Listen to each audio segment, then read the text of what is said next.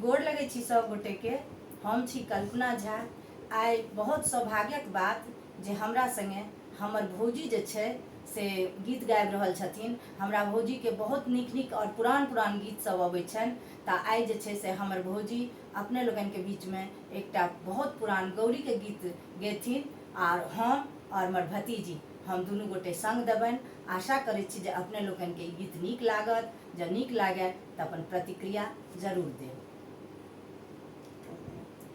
चलोगे सुंदरी गौरी पूजन, चलोगे सुंदरी